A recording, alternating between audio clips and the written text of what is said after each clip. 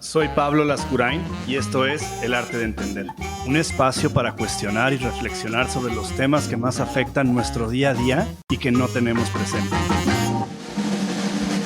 Muchísimas gracias por acompañarnos. Creo que sería buena idea empezar si nos platicas un poquito de ti, así a grandes rasgos, solo para que quienes nos escuchan, quienes nos ven, entren en un poco de contexto y con eso arrancamos. Perfecto. Muchas gracias, Pablo, y a todos por la invitación. Es un placer compartir este espacio con ustedes. Me llamo Delfina Grossi, soy argentina y estoy actualmente basada en el Reino Unido. Trabajo en Google hace ya más de 10 años, así que mucha experiencia en la industria tecnológica y mi verdadera pasión es diversidad, equidad e inclusión. Y en este marco siempre he colaborado con muchos grupos y afinidades. Mi pasión real es el empoderamiento de la mujer y he fundado una organización que se llama Women at Tech, a través de la cual colaboramos en las temáticas de género entre las empresas de tecnología en el Reino Unido. Así que muy feliz de estar aquí con ustedes hoy. Oye, pues bienvenida, Delphi. Justo platicábamos un poquito antes de empezar de todas estas corrientes e ideas que van pasando, ¿no? Y me gustaría empezar justamente porque ese es tu tema. Y creo que es un tema que a veces nos parece tan evidente que asumimos que no requiere una profundización. Y tal vez el primer tema que me gustaría tocar contigo tiene que ver justamente con las mujeres en el mundo profesional, ¿no? El primer punto que haría, y me encantaría escuchar tu opinión, es que la categoría mujeres a veces es demasiado limitativa y como muy genérica, ¿no? Porque hay mujeres con familia, con hijos, mujeres solteras, mujeres trans, o sea, hay toda una serie de mujeres que no necesariamente automáticamente, o tal vez sí, no lo sé, pertenecen a ese mismo grupo. Entonces, ¿cómo podemos en una primera instancia analizar una situación, analizar un tema, cuando tenemos un grupo tan extenso y tan diverso y con incluso dentro del mismo grupo con privilegios radicalmente distintos, ¿no? Sí, buenísima pregunta. Me parece clave empezar por ahí, porque antes de enfocarte en las temáticas tenemos que asegurarnos de entender cuál es la audiencia a la cual estamos hablando. Y tenés toda la razón en marcar esas diferencias y matices. Yo creo que lo más importante es la identificación de cada quien. Es decir, nosotros, por ejemplo, en nuestra organización nos dirigimos al colectivo de mujeres que trabajan en la industria de tecnología. Mujeres, digamos, no las definimos por el sexo biológico, es decir, es una identidad de género, va mucho más allá, como bien decías, de lo binario. Entonces, lo que importa aquí es cómo se identifica el individuo y su sentido de pertenencia con este colectivo. Entonces, creo que por defecto, intentamos abrir las puertas a todas aquellas personas que se identifiquen como mujer y quienes nuestros objetivos y digamos, misión le resuenen. Oye, fíjate que justo casualmente por otros temas llevaba yo unos meses como con mucha curiosidad y mucho interés en el tema de la brecha de género, sobre todo hablando de la brecha de género salarial. Es algo en lo que he estado investigando porque la primera premisa, o por lo menos la premisa que yo tenía hasta hace unos meses, que parecía como muy lo que hablábamos hace ratito, ¿no? Como muy simple, porque es muy obvio y no necesariamente lo obvio necesariamente simple, ¿no? Entonces, parecería que históricamente en los últimos años la brecha de género se refería a una cultura machista que discriminaba consciente o inconscientemente a alguien por su género, ¿no?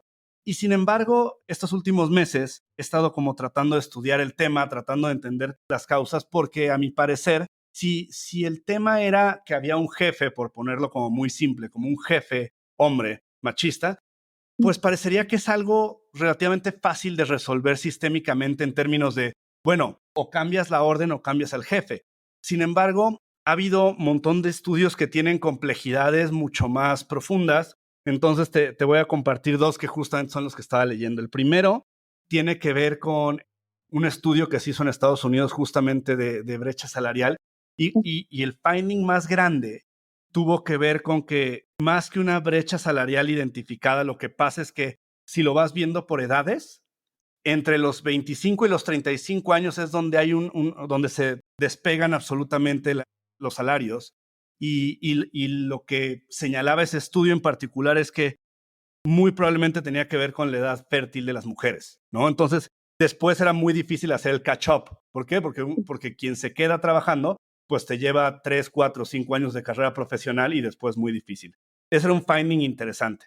Y el segundo finding interesante es que hicieron un estudio en la Comisión de Trabajo de Suecia, donde llegaron ellos, o sea, siendo históricamente un gobierno y una corriente política donde se ha beneficiado disminuir los roles de género, la brecha salarial seguía bastante pronunciada.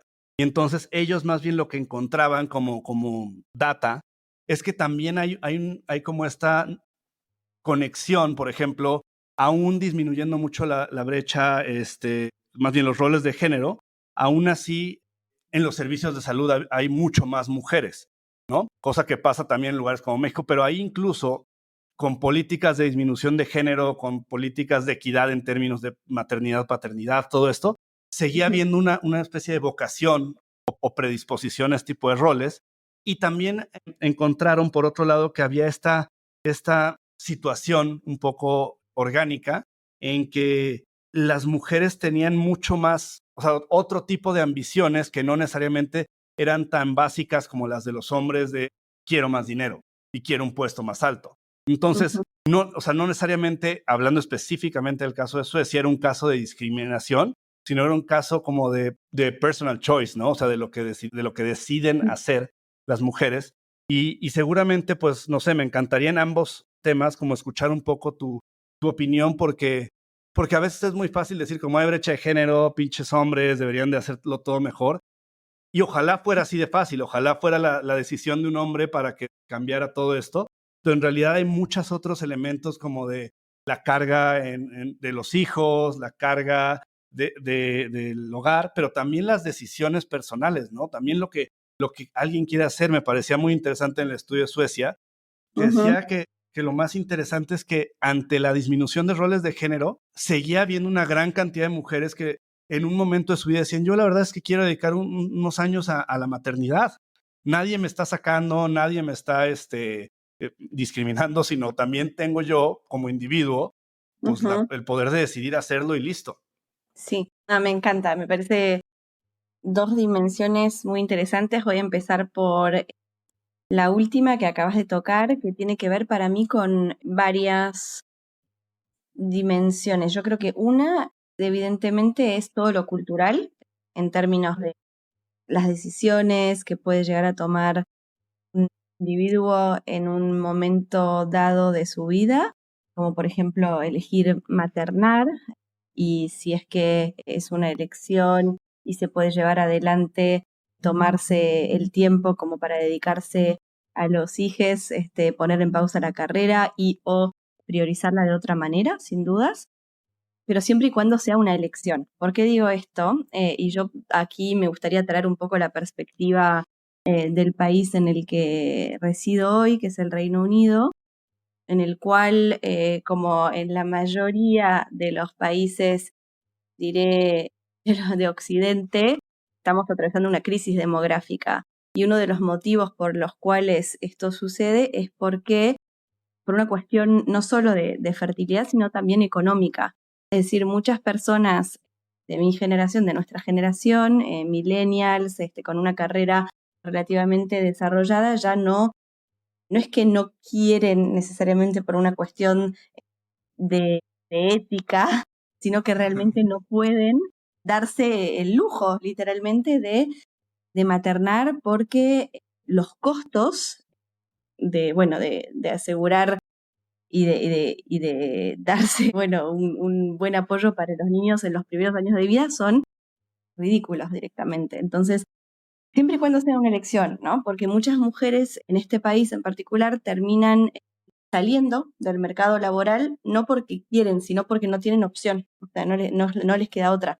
Entre pagar casi 2.000 libras, lo que es una guardería versus lo que ganan, que es un salario promedio aquí, es eso, a veces no queda otro. Me gustaría traerlo a la mesa también porque a veces para mitigar un poco la cuestión. Ahí vuelvo a la brecha de género en lo que es el pay gap, ¿no? La inequidad en términos de compensación.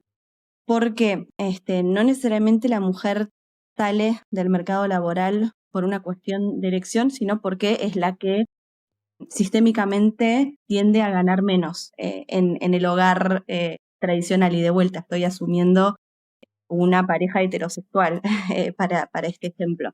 Pero en muchos casos termina siendo así.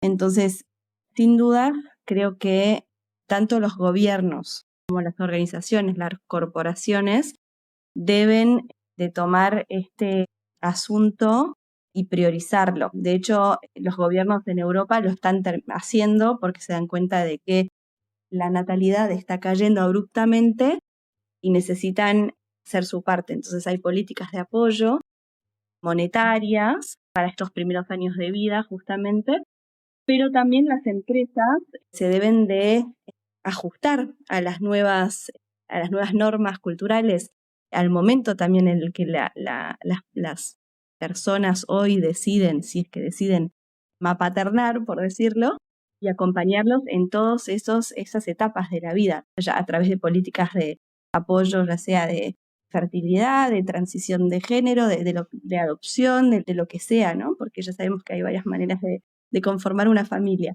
Entonces, por mí es empezando por el tema de los sesgos también, porque a veces uno asume que la mujer prefiere dedicarse a los hijos, pero en realidad a veces no tiene opción o no tienen opción en el hogar. Y segundo, el tema de lo necesarias que son las políticas, no solo gubernamentales, sino también de apoyo dentro de las corporaciones o organizaciones. Ahí me gustaría tocar la segunda dimensión a la cual aludiste, que es el tema de la brecha que se genera en términos de posiciones de liderazgo o acceso a posiciones de liderazgo de la mujer, que sí es cierto, tiene que ver con la edad y eventualmente podemos discutir, ¿no? Si es que esto de la elección de maternar o no afecta. Sin dudas, depende de los países y las políticas. En Estados Unidos, por ejemplo, legalmente no hay ningún tipo de licencia por maternidad, ¿no? Entonces, versus un país como el que nombraste en Escandinavia, sé que, por ejemplo, en Dinamarca o en Alemania hasta se pueden tomar 3 años a veces, ¿no? Entonces hay mucha diferencia también de vuelta en donde uno le toca estar parado. Pero sí, hay un elemento ahí de correlación. Ahora, me gustaría sacar un poco el tema de las elecciones familiares, personales, y enfocarnos en un fenómeno que es real, que es, en inglés lo llaman el broken rung, que sería como el escalón roto, ¿no? Okay. Y eso lo describió muy bien McKinsey en un reporte. Si les interesa, se los recomiendo mucho. Pueden buscar The Broken Rung Effect, el efecto de el peldaño o el escalón roto, por decirlo, que es lo que básicamente describe el hecho de que las mujeres no llegan a las posiciones de alta toma de decisión o al cuartil salarial más alto porque no acceden al primer escalón, que sería lo que es el mid-management. A Como partir el de ahí, lobby, ¿no? Como el lobby a poder ahí acceder a todo lo que sigue. claro, exacto, pero es porque no llegan a ese escalón que está en el medio. O sea, hay un escalón que está ahí roto y entonces se quedan en estas posiciones inferiores y no terminan nunca de llegar a estas posiciones, a estos roles de liderazgo. Y por eso una brecha salarial. Por eso hay una brecha salarial, porque evidentemente la proporción de mujeres en roles de liderazgo son menores. Entonces, evidentemente la concentración de capital se encuentra en este cuartil salarial más elevado que por lo general históricamente han sido ocupados por hombres. Y bueno, en ese sentido también siento que por eso que también este tipo de temas merecen mucho más estudio y mucho más profundidad, porque a ver qué opinas. de esto. Siento que a veces en aras de, lo cual me parece muy bien, pero en aras como del activismo, de alzar la voz, cosas que me parecen fundamentales, no nos comprometemos suficiente como para entender las cosas, ¿no? Entonces, nos quedamos tal vez en un punto en el que entendemos cómo alzar la voz, denunciamos, pero luego en nuestro día a día, en nuestra vida, en nuestras acciones de todos los días, pues ya como que no necesariamente somos congruentes con eso, ¿no? Entonces, yendo un poco a ese punto, eh, la sobresimplificación de las causas me parece que es un tema importante. Aquí, cada vez que yo veo, por ejemplo, hablando ahora de México, Sí, artículos de periódico, artículos de revistas donde hablan, por ejemplo, de temas como la brecha salarial, sí, hacen una simplificación tan grande que básicamente se vuelve una falacia en donde dicen, es que hay hombres malos en el poder y hay un montón de mujeres que merecen todo mucho más que esos hombres, y lo cual me claro. parece que incluso aunque se abre el espacio en ese debate, ahí no está ahí no está la profundidad de la solución, mientras no más bien hablemos como sociedad de lo que hablábamos, ¿no? De cuáles son los roles, de cuáles son las expectativas, de cuál es el soporte que se le va a dar a ese querer ser, ¿no? Porque es muy fácil decir, bueno, pues entonces decidamos que si las mujeres quieren estar en puestos de liderazgo, pues que no tengan hijos, y es no, pues tampoco, ¿no? O sea, por eso no se puede simplificar la situación, ¿no? Totalmente.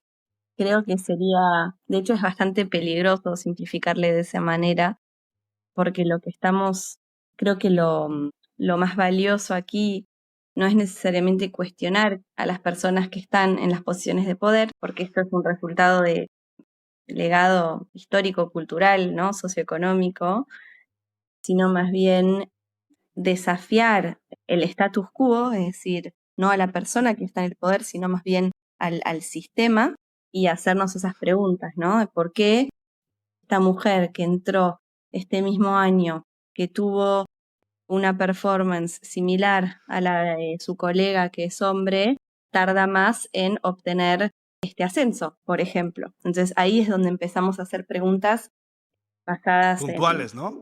en hechos totalmente, que creo que eso es lo esencial cuando tratamos estos temas bastante sensibles, ¿no? En los cuales cada quien con su bagaje emocional y identitario puede llegar a veces convertirse en algo bastante reduccionista, como lo describías. Así que 100% de acuerdo.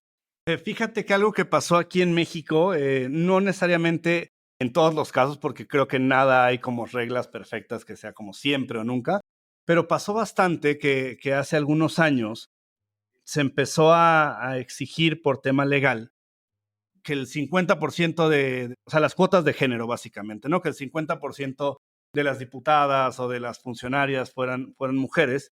Y evidentemente, a ver, habrá mucho que debatir con las cuotas de género o con las cuotas de inclusión. Creo que es un tema bastante interesante cuando se organiza bien. Pero acabó Ujú. pasando que entonces simplemente llenaron las posiciones con lo contrario que se esperaba, que era llenaron las posiciones con mujeres que justamente fuera de estar en este punto que decías que es como justo en el escalón antes, se fueron Sí. mucho más abajo para que fueran mujeres que pudieran básicamente manejar, ¿sabes? Entonces fueron, Mm, oye, pues Pablo quiere ser diputado, pero pues hay que llenar la cuota, pues que le diga a su prima, y pone a su prima y él le dice qué hacer. Entonces, no sé en tu experiencia qué has visto cuando se hacen políticas como de cuota de género, ¿cuándo has mm, visto que funcionen? ¿Cuándo has visto que se compliquen? claro. Es una muy buena pregunta la de las cuotas. Justo estamos trabajando desde esta organización de Women at Tech en analizar la brecha de representación de las mujeres en los puestos de alto liderazgo, ¿no? Estamos analizando bastantes variables y viendo lo que cada uno de nuestras compañías y organizaciones publica, ¿no? Entonces, una de las cosas que por ley tiene que publicar cada empresa, cada organismo, es el reporte de brecha salarial, lo que llamamos el Pay Gap Report, ¿no? Entonces ahí podemos constatar que evidentemente existe una brecha salarial, pero de vuelta, muchas veces esto está relacionado con la falta de representación de mujeres en los más altos niveles versus los inferiores. varias de estas empresas, no todas, incorporaron en su plan, diría, una cuota. Cuotas o una manera de suavizarlo un poco sería definirlo como objetivos de diversidad e inclusión. Ok. Y algunas empresas, por ejemplo, Google aquí en UK tiene el objetivo de tener un 30% de mujeres en posiciones de más alto liderazgo en el 2025. Ok. Entonces, definen esos objetivos. Yo creo que es útil porque de alguna manera, si no definimos indicadores, es muy difícil medir el progreso que estamos haciendo en estas cuestiones. Entonces, siempre y cuando esta definición de objetivo o cuota en el gobierno en ciertas áreas también lo implementaron a nivel global, puede tornarse útil porque de alguna manera obliga al sistema, digamos, a las personas que estén involucradas en reclutamiento y demás, de por lo menos diversificar el pipeline de quienes están postulándose a dicha posición. Creo que esto empuja por lo menos en el buen sentido, porque muchas veces, y esto tenemos estas políticas creo en nuestras compañías y debería, en mi opinión, así ser, que obtenga el puesto la mejor persona, la persona más formada para ese puesto, más allá de su género, de su identidad de género, de cualquier tipo de identidad. Sin embargo, si uno no pone estos objetivos y o invita a desafiar un poco cómo históricamente funcionó el reclutamiento y todo lo que tiene que ver con la formación de equipos, es muy difícil que lleguemos de alguna manera a contrastar esta brecha. Entonces yo creo que sí, mi opinión es que sirven las cuotas, los objetivos de diversidad e inclusión, siempre y cuando estén informados por estas variables y que no solo termine siendo una cuota, por decirte, impuesta de manera unilateral, sino acompañada por políticas de apoyo. Es decir, es fácil decir, voy a contratar a una mujer de afuera y ponerla en este puesto de alto liderazgo, cuando en realidad tal vez internamente en la organización hay X cantidad o porcentaje de mujeres que podrían eventualmente tener un potencial de líder y simplemente porque no están coachadas o no están acompañadas sistémicamente, ya sea por la propia jefe o jefa de línea, siquiera se las considera. Entonces, para mí, cuotas sí, pero no es suficiente. Tiene que estar acompañado Fíjate, por políticas. Uh-huh. a mí un poco el tema de las cuotas, cuando me ha tocado a través de una de las empresas que tengo, como hablar un poco del tema, me parece que las cuotas me gustan siempre y cuando sean un escalón. O sea, sean como, bueno, es una buena forma, pensando en un coche, es una buena forma de pasarle batería al problema. O sea, como que lo prendes, como que realmente haces que se inicie, pero también tiene sus lados complejos cuando están muy fijas. Entonces, por ejemplo, si una empresa dice, oye, nosotros vamos a tener por lo menos 20% en puestos de liderazgo mujeres. Pero muchas veces lo que provoca eso es, una vez que tienen eso, ya no ven currículums de mujeres, porque es como, Claro, bueno, ya, check, ¿no? O sea, claro. palomeado, y es como, no nos podemos quedar ahí, ¿no? Sino esto tiene que ser como pasarle batería al coche, no le puedes pasar batería al coche todos los días. Eventualmente, o le cambias la batería o le cambias el alternador, o sea, Sí, es principio de una solución, pero no puedes asumir, desde donde yo lo veo, que esa es la exacto. solución y punto, ¿no? Sí, totalmente, estoy muy de acuerdo. Es para mí una medida que puede ser muy útil en cierto estadio, digamos, de la evolución. Entonces, si uno ve que tiene una situación muy compleja o en la cual la brecha es muy grande, entonces se introducen estas cuotas y luego como una medida, es decir, correctiva, pero evidentemente sí, es un esfuerzo eh, más de que debería ser de largo plazo.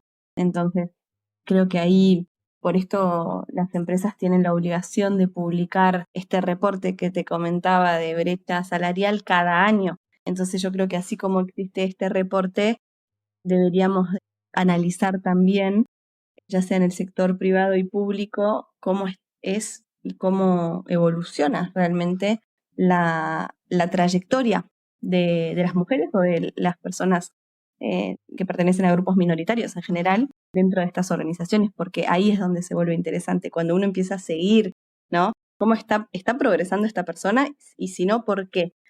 Cuando estamos en rondas de calibrar a ver quién asciende o no, ¿por qué estamos priorizando X candidato versus este otro? Entonces, hacernos estas preguntas de manera sistémica creo que va por ahí. Fíjate, algo que justamente escuchaba también hace poco, que creo que también a veces, o sea, por un lado está como toda la bondad que te dan los datos, ¿no? Y me parece que hay este tipo de soluciones un poco más inteligentes, como justamente, oye, pues un reporting del tema de salarios, ¿no? Ese es un buen indicador. Creo que algo que se empezó a hacer en muchas empresas que me parece muy simple y que sí es bastante sostenible es el hecho de no tener nombres ni géneros de candidatos en los postulantes, ¿no? Entonces no tienen ningún bias ni de su edad, ni de su género, ni de nada, ¿no? Entonces eso me parece interesante. Pero por otro lado, también a veces creo que hay que tener cuidado con las cifras cuando no hay una interseccionalidad, cuando no están cruzadas, ¿no? Hace poco escuchaba a alguien bastante brillante hablar del tema del éxito y decía, si vemos en Estados Unidos históricamente los presidentes y las personas en universidades aceptadas en Ivy Leagues, Ujú. el success rate de las personas en base a su altura es fundamental. O sea, es una métrica en la cual, por inventarte, no me acuerdo el número exacto, pero 80 y tantos % de las personas que miden más de un 80 hacen Wow. match con presidentes. Y es como, pues sí, pero en realidad no hay nadie, o sea, ¿cómo te diré? Hay muchísimos otros puntos de datos que debes de contemplar. No puedes decir como, bueno, pues entonces déjame, pongo unos zapatos que me hagan más alto, ¿no? O sea, siento que a veces eso es lo peligroso de cuando aíslas unos datos, en donde dices, Sí. bueno, entonces ser alto es un privilegio. También, si aíslas un dato, podrías decir, oye, pues resulta que hay un pay gap por cuestión de edad, ¿no? O sea, mientras más joven, menos ganas. Y sí, pero no necesariamente es nada más aislado al tema de edad. Entonces, ahí Claro. es donde creo que las cosas se vuelven súper interesantes.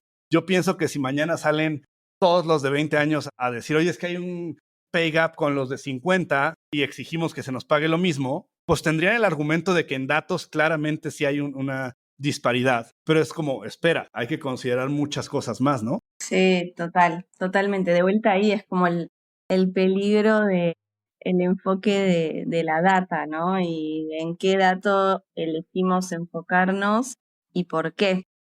Y cuál es la intención detrás de esto, ¿no? De vuelta, porque todos estos reportes y análisis y demás vienen de dónde vienen y yo creo que invitaría a la audiencia a hacerse esas preguntas, ¿no? ¿Quién está escribiendo este artículo o financiándolo incluso? ¿Cuáles serán los intereses que están detrás como para desarrollar su propia, sí, opinión crítica y tomar lo que uno le sirve, pero evidentemente estas temáticas van mucho más allá de lo lineal. No se explica por un dato. Sería fácil si no. Bueno, y en ese sentido, algo que comentábamos antes de empezar a grabar, hay este tema como de históricamente tal vez algunas sociedades más que otras, o algunas culturas más que otras, nos resulta que cualquier resistencia ante algo, número uno, implica que estás en contra Sí, y número dos, implica que estás atacando, ¿no? Entonces, sí. a mí me ha pasado un par de ocasiones que cuando hago este tipo de preguntas en ciertos foros o en ciertos espacios, la respuesta mucho es como, bueno, entonces no vamos a hablar contigo porque tú evidentemente niegas que hay una brecha salarial y niegas que hay una disparidad y es como, no sé, o sea, brincan como a una conclusión muy rápida y se Sí. torna, en vez de discutir sobre el tema, en la descalificación personal, ¿no? Y entonces es como, no mereces discutir con nosotras o con nosotros. Y por otro lado, también hay este tema en el que dejamos de escuchar a los demás Sí, porque nos asumimos nosotros mismos como la causa, ¿no? O sea, es como si no estás de acuerdo conmigo y yo soy mujer, entonces tú estás en contra de las mujeres. Y es como, no sé cómo llegas hasta ese punto tan rápidamente. sí, y es bastante también llamativo en esta era, creo, de la hiperpolarización en general, de las opiniones. Creo que es algo que se fomentó mucho durante la pandemia, donde todo se convirtió en virtualidad y por ende, así como son canales de comunicación y amplificación muy válidas las redes sociales, no nos olvidemos que también son nuestras propias echo chambers.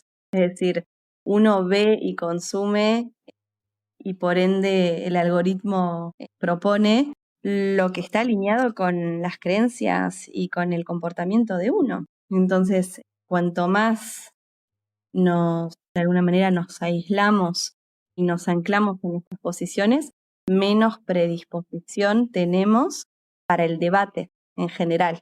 Esto creo que va en cualquier temática, ya sea el tema de diversidad, inclusión, identidad, pero también en la política, que evidentemente es algo que afecta, es un fenómeno global que está afectando a casi todas las comunidades, me atrevo a decir. Estamos viendo la emergencia de corrientes cada vez más extremas en reacción al malestar de la población. Evidentemente, también está relacionado con la crisis macroeconómica que estamos pasando. Sin embargo, estoy muy de acuerdo con lo que dijiste de que muchas veces uno desacredita a la persona que tiene enfrente simplemente por sus dimensiones personales, ¿no? Y se vuelve como de alguna manera algo, rápidamente algo personal versus un debate saludable de temáticas de las cuales podríamos todos aprender y beneficiarnos. Yo creo que ahí lo más peligroso es, en términos políticos también, cuando vemos el desarrollo de cultos de personalidad, es decir, hablamos de tal versus cual, versus hablar de ideas y de propuestas y poder debatirlas desde una posición respetuosa y curiosa también, ¿no? Para mí esto es lo que más de alguna manera me preocupa, ver que perdimos como generación esta capacidad de escucha curiosa sin pensar en qué es lo que voy a yo decir ahora o cómo le puedo yo contestar esto versus a ver qué es lo que puedo aprender realmente de lo que esta persona o esta experiencia me están trayendo. Sí, bueno, y un poco en ese punto creo que se ha vuelto mucho un juego de quién le prueba a quién que es moralmente superior, ¿no? O sea, porque entonces yo pues sí, Delphi, pero tú no esto. Y entonces, o sea, como que esta condescendencia un poco se vuelve, sobre todo en el ámbito político, y algo que escuchaba justamente súper interesante es cómo se ha perdido muchísimo la identidad de lo que a lo mejor hace algunos años se conocía como la derecha radical y la izquierda radical, pues cada vez actúan más parecido, ¿no? O sea, cada vez actúan más parecido independientemente de que se asuman como de izquierda o derecha, Sí. porque se encuentran en un punto radical, pues se empiezan a volver mesías y se empiezan a volver absolutivos y autoritarios y dices, bueno, pero ¿cómo puede ser que se supone que están en lados opuestos de la ecuación? Y sin embargo, cuando ves sus acciones son profundamente parecidas, ¿no? Sí, que eso es la ironía, ¿no? De todo, porque se vuelven batallas y conflictos conceptuales, ideológicos tremendos que muchas veces lamentablemente desembocan en odio y cuando uno se enfoca en la propuesta eh, de tal o cual persona o partido, decís, bueno, tan distintas no son. No, Entonces, bueno, es absurdo. y hacen sus posturas, ¿no? Como de sí, yo de izquierda o socialista, y el otro dice, no, yo de derecha y todo esto, y luego las acciones, pues los dos meten a la cárcel a sus opositores. Los dos se vuelven absolutos en su discurso de si no estás conmigo, estás contra mí. Y resulta que entonces ellos mismos, en muchas de las cosas que hacen y dicen, pues claramente no conocen la ideología que pretenden asumir, ¿no? Que pretenden de algún modo representar. Porque al final dice, oye, pero yo de izquierda y con el pueblo, y luego resulta que hay estos gobernantes que viven en mansiones y tienen aviones, y es como, no, pero yo con el pueblo y la lucha social. Entonces, siento que como personas, y un poco al punto que comentabas, me parece interesante que como personas nos atraen las Ujú, posturas un poco radicalizadas, ujú. pero como individuos nos cuesta trabajo tener posturas claras que a veces sean incómodas o contrarias a nuestros Sí, intereses. completamente, completamente. Y de hecho, me gustaría construir un poco sobre tu punto de lo que son las etiquetas, en definitiva, porque de vuelta, en un mundo en el cual tenemos opiniones o tenemos que lidiar y nos enfrentamos a opiniones tan radicalizadas, nos definimos también en base a cuáles son nuestras creencias o nuestras afiliaciones, ya sean políticas, pero también ideológicas, ¿no? De hecho, es interesante también observar cuando estamos como sociedad y comunidad enfrentados a ciertos fenómenos globales que nos afectan a todos en mayor o menor medida, pero por ejemplo como la guerra, por decirte, en Ucrania, ¿no? Sin entrar en mi opinión personal, fue notorio cómo en el mundo occidental se tomó una postura muy marcada de bastante generalizada, sin informarse demasiado al respecto, y versus X cantidad de otras crisis de refugiados, ¿no? Que hemos visto, no es nuevo, lamentablemente, que no generan las mismas reacciones, por decirte. Entonces ahí también a mí me gusta también cuestionarme en lo personal cada vez que puedo y decir, a ver, ¿por qué, por qué me pongo no sé, la bandera de este país o de este Ajá. partido o de esta causa? ¿O por qué me sumo a esta causa realmente? ¿Porque es algo que todas las personas y mis amigos están haciendo?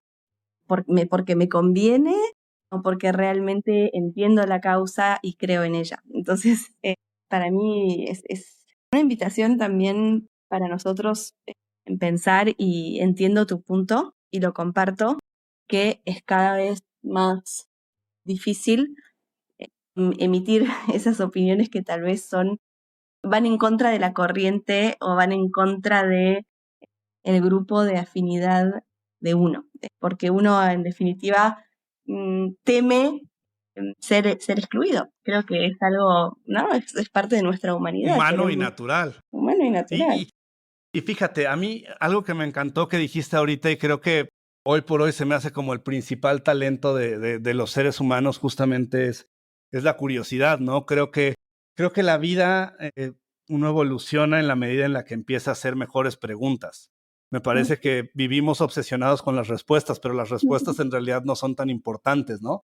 A mí me gusta pensar que cuando uno no sabe una respuesta a algo, sobre todo que tiene que ver contigo, ¿qué me hace feliz? O estas preguntas universales, más bien, si no tienes la respuesta es que tu pregunta no está bien hecha, no está bien formulada, ¿no? Entonces, no sé, pienso en la guerra de Ucrania y hubo todo un tema aquí en México, ¿no? Que desde hace toda la vida hay una crisis en la frontera con Estados Unidos y de repente pasa la guerra con Ucrania y dan un montón de permisos para que los ucranianos sí puedan entrar a Estados Unidos, lo cual evidentemente pues resulta por lo menos complejo, ¿no? Porque es como, oye, bueno, pero aquí hay gente que también le han matado a su familia, está en una crisis bastante peor en cierta medida.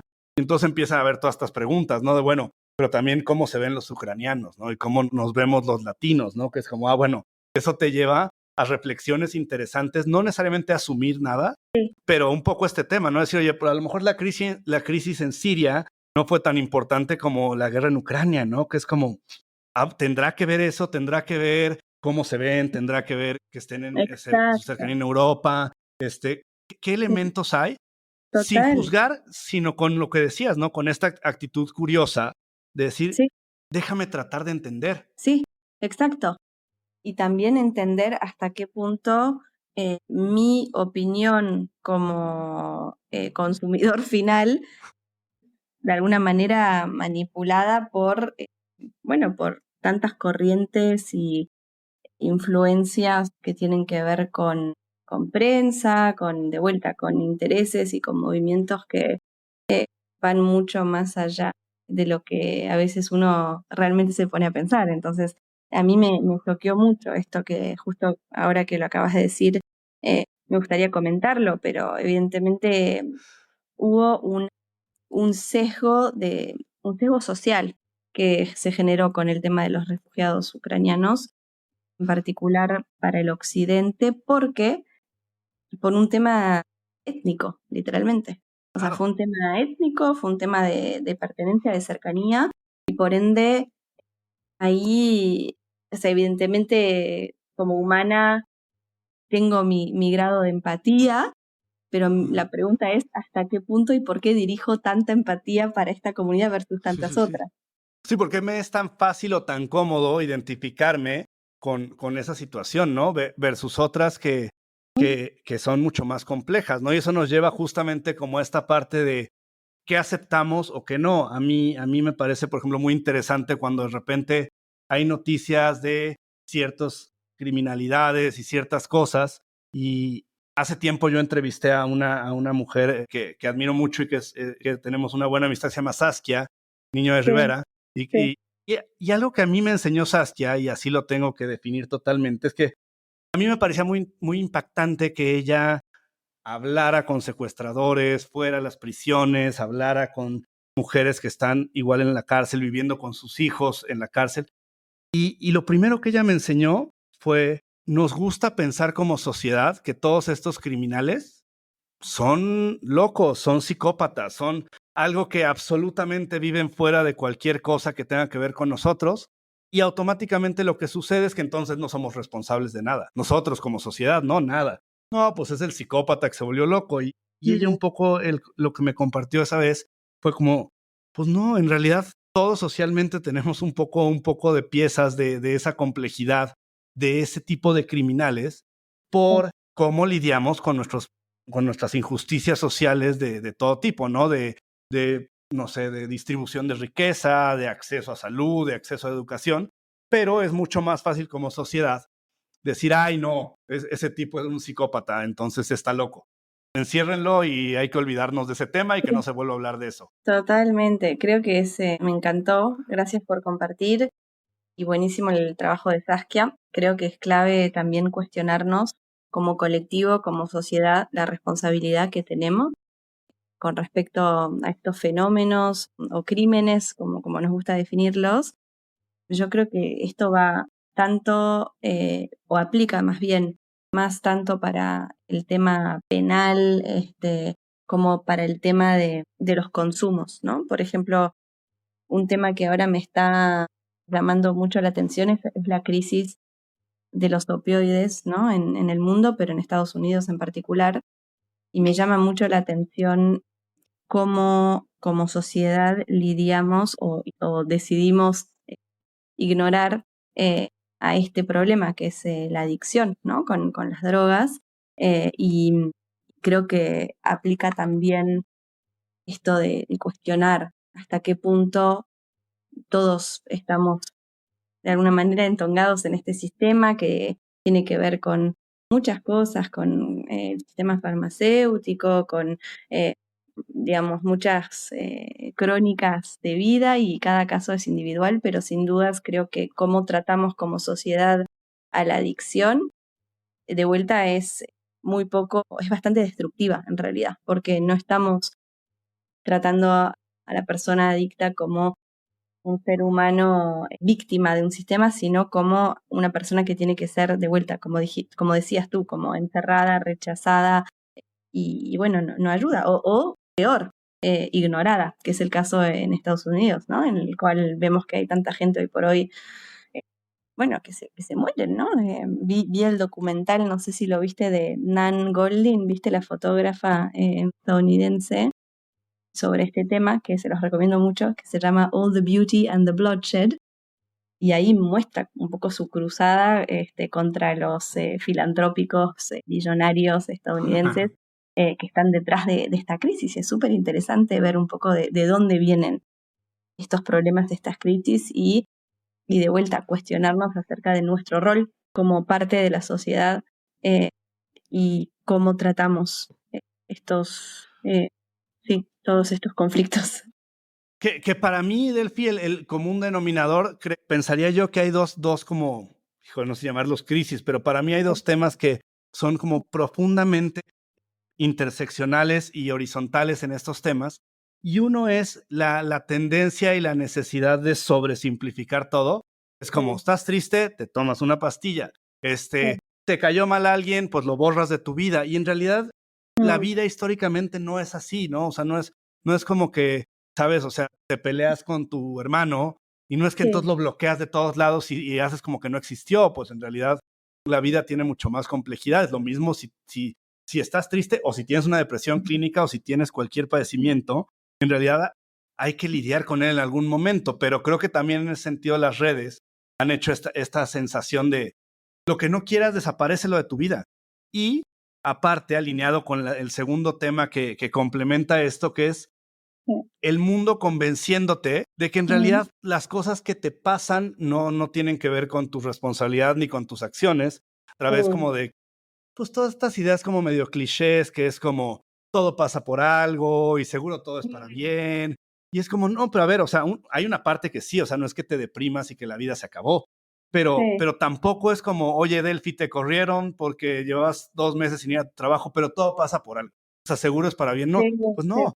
También hay que asumir una parte de, bueno, así decidí y así actué, ¿no? Totalmente. Y aparte siento que ese discurso es bastante nocivo porque lo que hace es convertirnos en víctimas, como si fuéramos víctimas del azar o de cosas que completamente exceden nuestro control, que muchas veces tienes razón, uno tiene una responsabilidad y somos actores y tenemos un poder. Creo que esta narrativa lo que tiene de nocivo y de nefasta también es que desempodera, nos desempodera al final.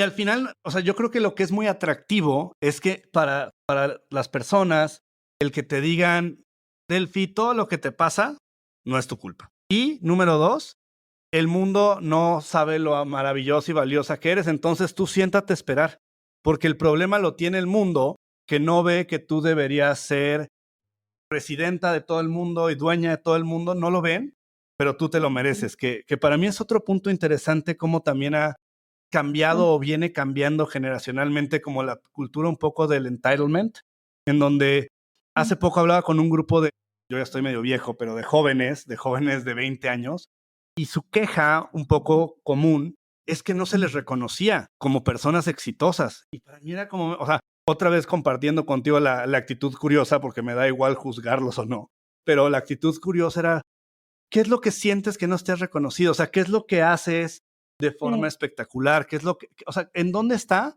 lo que yo no veo, yo Pablo, no para personalizarme, ¿no? Yo decía, ok, yo te quiero reconocer.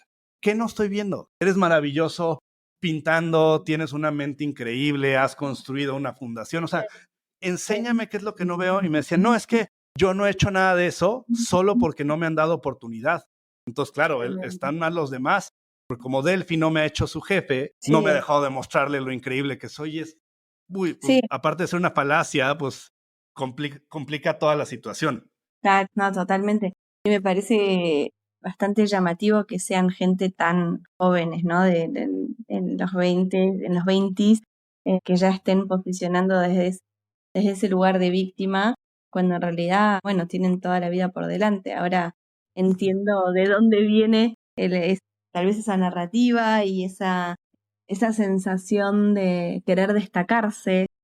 Creo que nosotros, por lo menos los millennials, creo que algo tenemos en común, es el afán de querer impactar, ¿no? Impactar para bien el mundo alrededor nuestro versus lo que era, digamos, las generaciones anteriores, ni hablar de los baby boomers, cuyo foco era, bueno, sobrevivimos, ahora nos enfocamos en trabajar y listo, y subsistir, y era eso. Nosotros, nuestra principal diferencia es que tenemos un poco esta ambición de realizarnos, ¿no? Esta cosa de la realización. Y creo que la generación que describías, creo que es la generación Y, ¿no? Si no me equivoco, de los 20. No me sé mucho las generaciones, pero confío plenamente en ti. Que sería, bueno, esto de quiero destacarme y quiero ser reconocido, y un poco esto de que decías del entitlement, ¿no? De yo no voy a hacer esto porque no me gusta y punto. Entonces me parece muy interesante el cambio de paradigma, pero bueno, simplemente para redondear, igual volver a la invitación a contestar, o por lo menos a discutir hasta qué punto esta persona que está desesperada por reconocimiento está atribuyendo, o incluso delegando su poder a lo externo, ¿no?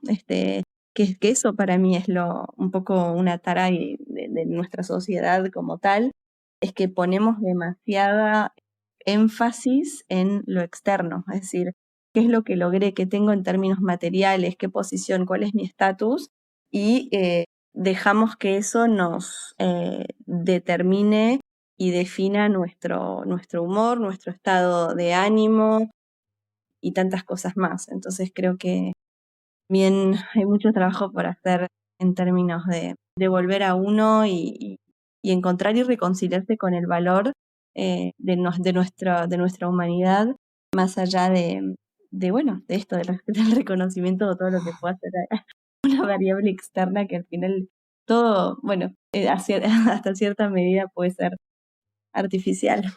Bueno, y justo en esa idea, y ya para ir cerrando, pues pensar también, a mí me entusiasma y me gusta mucho el proceso de la persona empezando, evolucionando y aprendiendo a hacerse mucho más preguntas todo el tiempo hacia sí mismo también, ¿no?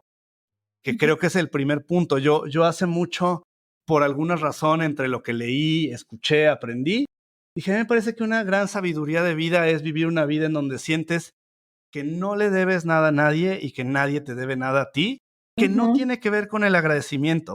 Yo pues estoy profundamente agradecido con muchísimas personas en mi vida, pero el pensar que le debes a alguien crea como este shortcut o este atajo hacia la culpa, hacia el entitlement, y es como yo pues, oye, yo a Delphi le agradezco profundamente que haya ujú, participado hoy en el proyecto que estamos haciendo, pero eso no ujú. me hace decir, hijo, le debo, ¿no? Pues ya me siento así como, ¿sabes? Y siento que Sí, eso, desde el sí, contexto familiar, en donde puedes decir, oye, papá, oye, mamá, te agradezco todo, pero no por eso voy a dejar a lo mejor que me haga sentir culpable de algo, sí, ¿sabes?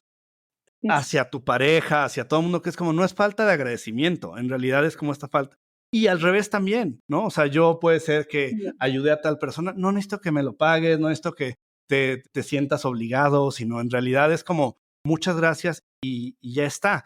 Y sí. parecería que es como un poco filosófico, pero en realidad yo creo que mi nivel de felicidad cambió drásticamente a partir de que dije, qué paz cuando nadie te debe nada y tú no le debes nada a nadie. Sí, me parece muy saludable esta perspectiva de salir de lo transaccional, ¿no? De alguna manera, y sí, salir de lo transaccional y dejar de ver todo como algo instrumental necesariamente, y sí conectarse con la energía, con lo que a uno le da, o le trae una experiencia sin esperar a cambio.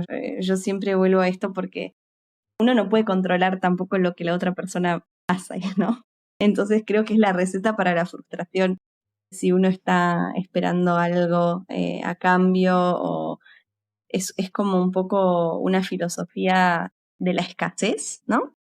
Y creo que cuando salimos de eso y nos enfocamos en el intercambio por el intercambio y por lo que nos beneficia como colectivo, ahí es donde creo que crecemos todos, más allá de esto, me dio tal y ahora yo le debo tal. Sí, sí, sí, llevar las relaciones humanas a su nivel, tal vez, aunque suene poético, un poco como a su nivel más orgánico, sean lo que tengan que ser, ¿no? Me parece muy interesante cuando de repente, sobre todo en temas como de relaciones románticas o dating y esto, pero también en relaciones profesionales hay como estas ganas de predefinir cómo va a suceder todo, ¿no? Sí, Oye, pero tú qué buscas, oye, pero tú qué quieres, pero cuándo lo quieres. Y en sí, realidad la respuesta siempre es incompleta, porque una cosa es que yo te pregunte qué buscas tú, Delphi, y otra cosa muy distinta es que te pregunte qué podemos lograr tú y yo juntos, sí, ¿no? O sea, es radicalmente distinto. Tú a lo mejor buscas correr un sí, maratón y estás acostumbradísima, pero a lo mejor yo solo corro 1 kilómetro, entonces da igual que tú quieras el maratón. Entonces me parece que sí, que las relaciones humanas son más lindas cuando también un poco lo que sí, platicábamos al principio, nos asumimos primero como personas y luego vamos agregando ya lo que tengamos de identidad, de grupos sí, y evidentemente de bagaje enorme que todos traemos. sí, total, total. Es más fácil dicho que hecho. Implica mucha humildad, yo creo, porque implica de alguna manera relacionarse con el ego de manera, no te diría que distante, pero de- lo más objetivamente posible. O sea, es decir, o sea, yo sé que soy mujer y soy lo que soy, pero por otro lado, tengo estas ideas y me gustaría compartirlas más allá de quién soy o de cómo me percibas. Así que, y eso es más complejo implementarlo en el día a día por todos los sesgos que tenemos. Y yo, de hecho, cuando hablo de sesgos, siempre vuelvo a lo mismo, pero me encanta que es los sesgos no necesariamente son malos, ¿no? Porque hay toda una narrativa de, uy, los sesgos son diabólicos, hay que rechazarlos. En realidad, los sesgos nos ayudan siempre y cuando nos permitan tomar decisiones, ¿no? Nos permitan tomar decisiones pertinentes y avanzar en la vida. Sin embargo, tomar conciencia de esos sesgos nos permite ir más allá de esta barrera que nombrabas recién, que a veces nos limita nuestra experiencia de humanos. Y creo que justo ahí está el tema de la evolución, qué tan conscientes nos hacemos.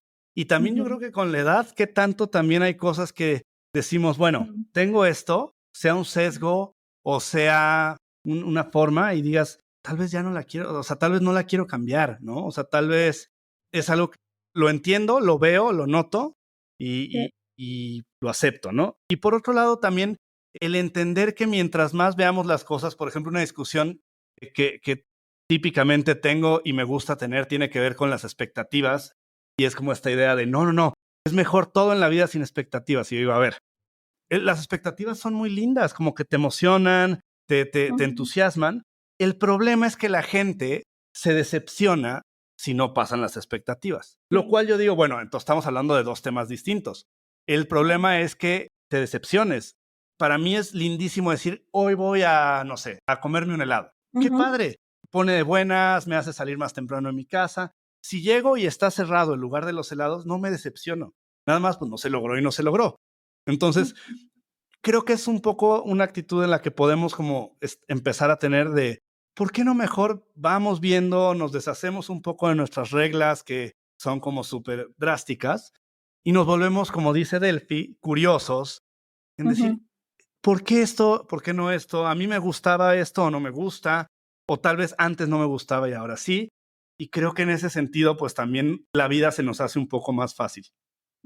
Coincido, coincido. Me gusta esa invitación a no aferrarse tanto al resultado, sino surfear la experiencia.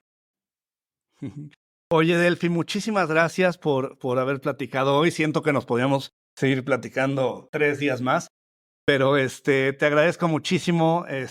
Hemos hecho un montón de cosas y siempre lo diré, que tengo una profunda admiración por todo lo que haces, pero también por cómo vives tu vida y la persona que eres. Igualmente, muchísimas gracias por invitarme a este espacio.